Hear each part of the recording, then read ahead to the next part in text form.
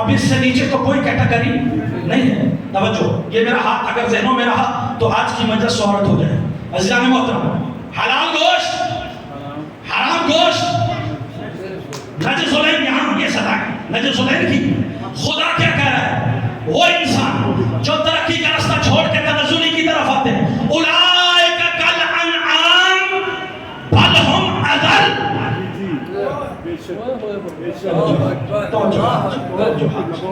کہ میں ان کو چوپایوں کے برابر کر دیتا ہوں بلکہ اس سے بھی بدتر. مطلب کیا ہے کہ وہ تو چوپایا ہے، اللہ نے عقل دی نہیں اس لیے استعمال نہیں کرتا.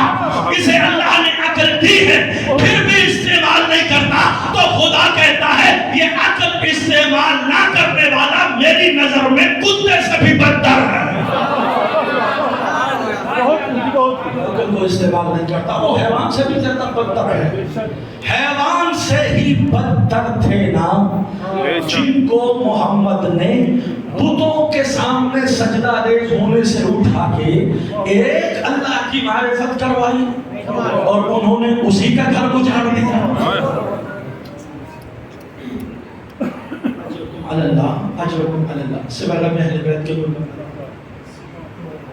یہی ہوتی ہے نا مثال، یہی محرم مثال ہے اس بات کی کہ بل ہم ازل کا یہی مقام ہے کہ جس مصطفیٰ کی بارگاہ میں انسان کو تعظیم بجا لانی چاہیے تھی، کہ جس نے ہمیں بت کے سامنے سجدہ ریز ہونے سے بچایا، ہمیں خدا کی معرفت کروائی، اس مصطفیٰ کا اجر رسالت ادا کرنے کی بجائے ہم نے مصطفیٰ کو یہ اجر دیا کہ مصطفیٰ کا پھرک گھر اجاڑ دیا. کون؟ حسین. مصطفیٰ کتنا پیار کرتے تھے حسین سے، اس حسین کا گھر اجاڑ دیا. کون حسین؟ خدا کی قسم آج کی مجلس میں امام حسین کے لیے ایک جملہ، اور یہی اس سے بڑا جملہ اور کوئی نہیں ہے، اگر آپ نے اس کو ہی قدر کر لی تو یہی جملہ بڑا، کہ وہ حسین کے جو اپنے بچپنے میں اتنا زمین پہ نہیں چلا جتنا محمد کے بدن پہ چلا،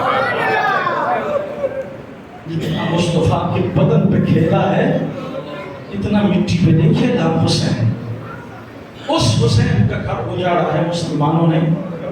اور افسوس، صد افسوس میرے شیعہ سنی بھائی تشریف فرما ہو، آج کوئی شیعہ سنی نہیں ہے. محرم الحرام بتاتا ہے کہ مسلمانوں کی دو قسمیں ہیں، ایک حسینی ہے ایک یزیدی ہے. کوئی شیعہ سنی نہیں ہے. اور میں کہا کرتا ہوں کہ حسین کسی شیعہ کا حسین نہیں، حسین کسی سنی کی اجارہ داری نہیں.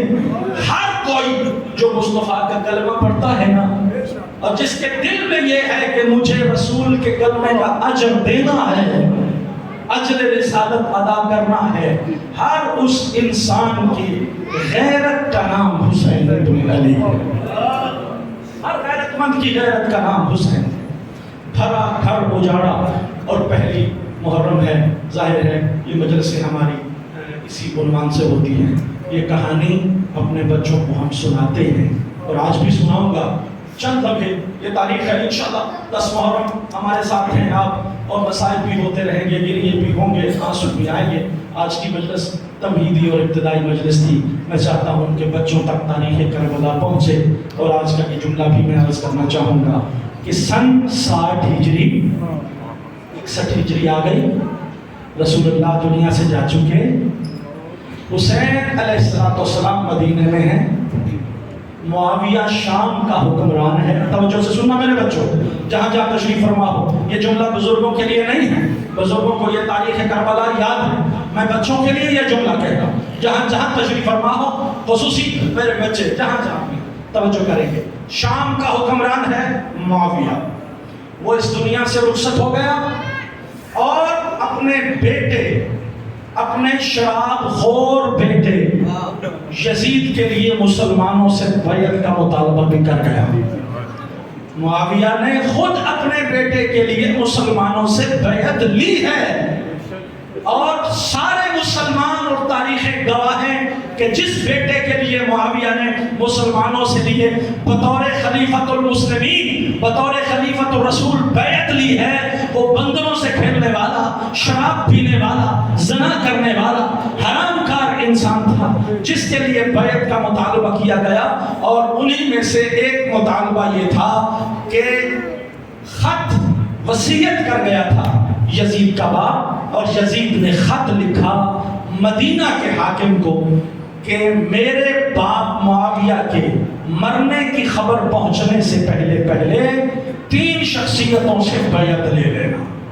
ایک کا نام ہے حضرت امام حسین ابن علی، دوسرے ہیں عبداللہ ابن عمر، تیسرے ہیں عبداللہ ابن زبیر۔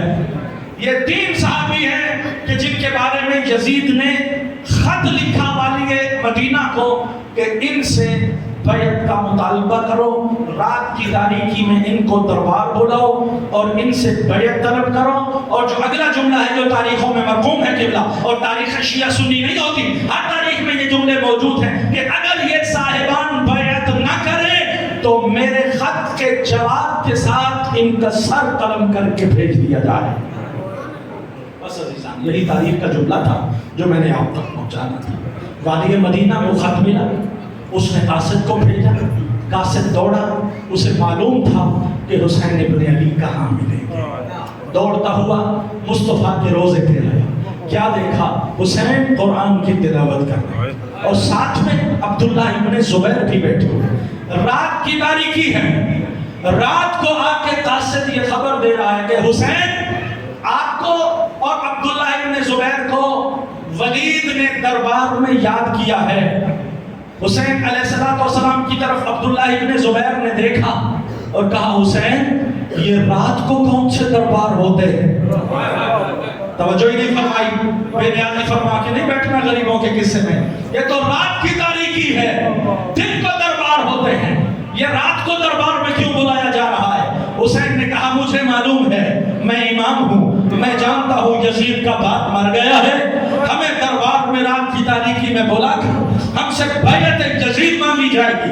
عبداللہ ابن زبیر نے کہا آپ جائیے، میں تو رات کی تاریکی میں جانے والا نہیں ہوں۔ حسین علیہ السلام نے قاصد سے کہا تم جاؤ، ہم تھوڑی دیر میں آتے ہیں۔ قاصد چلا گیا۔ حسین نے ایک مرتبہ قرآن کو دیکھا، ایک مرتبہ قبر رسول کو دیکھا۔ حسین کی آنکھوں سے آنسو نکلے، قرآن کو بند کر کے کہا اِنَّ لِلَّهِ وَإِنَّا إِلَيْهِ رَاجِعُونَ۔ اجرکم علی اللہ۔ بس یہ مصائب شروع ہو گئے، اللہ جانے آپ کس انتظار میں ہیں۔ نہیں جی، انتظار کی گھڑیاں ختم ہو گئی۔ حسین علیہ السلام نانا کے روضہ سے اٹھے، گھر کی طرف چلے۔ اب جو جملہ ذاکرین پڑھتے ہیں واقعی اس میں کوئی شک کی گنجائش نہیں ہے کہ میں آپ سے کہتا ہوں کہ حسین گھر میں آئے، ذاکر جملہ پڑھتے ہیں خیمہ کے در کے پیچھے منتظر تھی بھائی کے چہرے کی عاشق بہن۔ نہیں غور فرمایا تو میں تاریخ کا جملہ سناتا ہوں۔ جناب سیدہ زینب سلام اللہ علیہا کا عقد مبارک ہو گیا عبداللہ ابن جعفر طیار کے ساتھ۔ ایک مرتبہ عبداللہ ابن جعفر طیار کھا رہا ہے، کیا دیکھا؟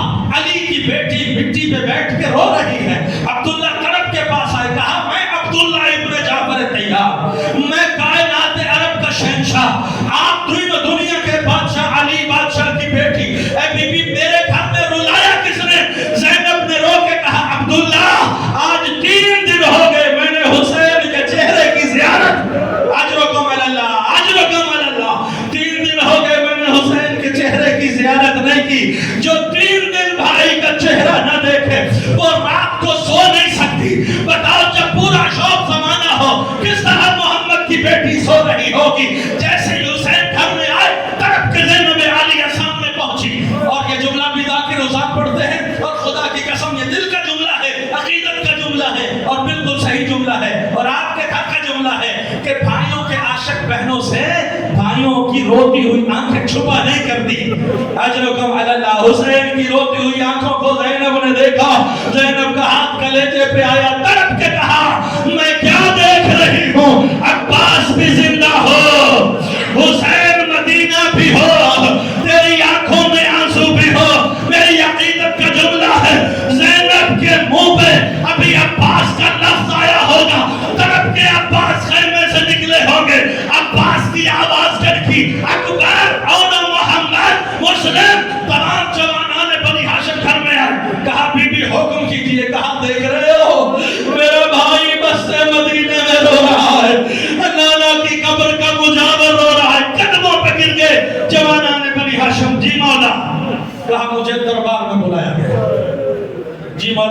یہ حکم فرمایا تو میرے ساتھ چلو گے؟ خدا کی قسم یہ جملہ صحیح ہے، اگر عباس نہ ہوتے جو عزادار تشریف فرما ہو، جو رونے کی نیت کر کے بیٹھے ہو، اگر عباس نہ ہوتے، میری عقیدت کا جملہ ہے، کبھی زینب حسین کو دربار نہ جانے دیتی۔ خدا کی قسم میری آقازادی کو معلوم ہے مسلمانوں کے دربار کا کوئی بھروسہ نہیں ہے، عباس کی تلوار موجود ہے۔ زینب نے کہا جاؤ میرے بھائی، اللہ تیری حفاظت کرے۔ یقیناً عباس کی طرف نگاہوں سے دیکھا ہوگا اور نگاہوں میں کہا ہوگا عباس ام المؤمنین کے لال ہونا، جیسی امانت دے رہی ہوں سنبھال کے لے کے جانا، ویسی امانت واپس لوں گی۔ اب آگے آگے میرے مولا حسین، پیچھے پیچھے جوانان بنی ہاشم، جیسی دربار آیا نا میرے مولا حسین نے، تاریخ کا جملہ آپ کے بچوں کو یاد ہے، حسین علیہ السلام دربار کے دروازے پہ رکے، کہا عباس جی بولا یہاں تم رک جاؤ، اپنے جوانوں کو روک لو، ہم اندر جائیں گے۔ ہاتھ بن گئے ام المؤمنین کے لال کے، مولا اگر اندر کسی نے بدتمیزی کر دی ہم زہرا کی بیٹیوں کو کیا منہ دکھائیں گے؟ مولا ہم کیا منہ دکھائیں گے؟ یقیناً جملہ کہا ہوگا میرے مولا نے عباس یہ خیبر کا دروازہ نہیں ہے، یہ دروازہ بس اتنا جملہ حسین کا کافی تھا، جی مولا آپ جائیے۔ اب عباس کو معلوم تھا اجازت مل گئی ہے، اب خیبر کا دروازہ بھی ہو تو میں خیبر شکن کا بیٹا۔ حسین اندر تشریف لے گئے۔ تاریخ اسلام لکھتی ہے کہ دو شخص دربار میں موجود ہیں، ایک کا نام ہے مروان، ایک ہے ولید جو والی مدینہ ہے۔ حسین علیہ السلام کو کرسی پیش کی تھی، امام حسین کے سامنے خط لکھا، خط امام کے سامنے آیا، امام نے پڑھا، وہی خط لکھا تھا جو امام نے ارشاد فرما دیا کہ معاویہ مر چکا ہے، 3 بندوں سے بیعت لے لو، اگر یہ بیعت نہ کریں تو ان کا سر قلم کر دیں۔ حسین علیہ السلام نے جملہ کہا، تاریخ کا جملہ میں عرض کرنا چاہتا ہوں جی، تاریخ کے لفظوں کی ذمہ داری میری ہے، باقی آپ جانیں، آپ کا مقدر جانیں۔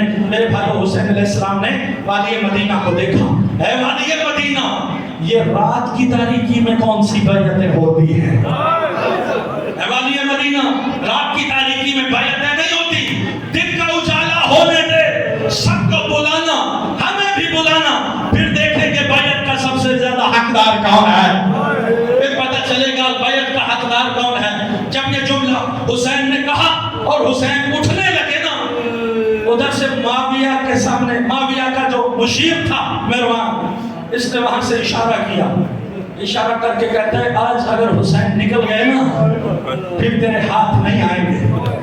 جب حسین علیہ السلام نے مروان کا یہ اشارہ دیکھا تو خدا کی قسم پھر والی مدینہ کو مخاطب نہیں ہوئے، پھر مروان کو مخاطب ہو گئے، کہا ابن الزرقاء، اے فاحشہ عورت کے بیٹے، اب تقتلنی ام ہوگا، تو مجھے قتل کرے گا یا وہ مجھے قتل کرے گا؟ خدا کی قسم یہی حسین کے لہجہ بلند ہونا تھا جو دروازہ دربار کو دھکا آیا، دروازہ دربار پٹھا گیا، عباس کے ہاتھ میں ذوالفقار ہے، حسین کے قدموں پہ ہاتھ رکھ کے ایک جملہ کہا، ماں کی عزت کا واسطہ بس مجھے اتنا بتا، تیرے سامنے اونچا بولا کیوں؟